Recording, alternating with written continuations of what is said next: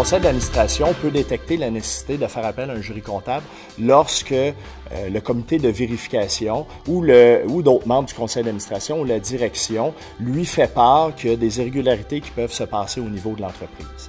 Donc, à ce moment-là, le conseil d'administration doit obtenir l'information nécessaire pour voir c'est à quel niveau qu'une fraude a pu être commise ou des irrégularités et de quelle façon le plan de match peut s'élaborer pour faire enquête.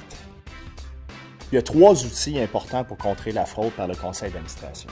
Le premier est un conseil d'administration fort, donc avoir différentes personnes de différentes sphères d'activité, soit finances, ressources humaines, environnement, production, pour que chacune des personnes comprenne vraiment les issues de l'entreprise puis les différentes sphères de l'entreprise.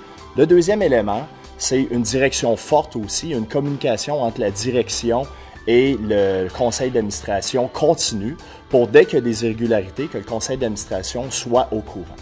Le troisième élément est un canal de communication qui peut être fait au niveau des employés si eux, ils voient des irrégularités qui peuvent se passer et que les irrégularités sont faites par la direction de l'entreprise. Le conseil d'administration ne sera pas mis à l'affût de cette information-là. Donc, avec un canal de dénonciation qui est fait que le comité de vérification va recevoir de l'information, le conseil d'administration va pouvoir vraiment mettre en place les éléments importants pour faire un plan d'action pour détecter la fraude.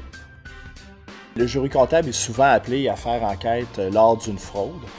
Souvent, il est appelé à faire l'enquête lorsqu'il y a eu la fraude, mais aussi pour la prévenir. Donc, le jury comptable peut amener des recommandations à l'entreprise pour mettre en place les contrôles afin de réduire les risques de fraude. Le jury comptable n'est pas à l'abri des médias, mais il essaye de rester à l'abri le plus possible des médias.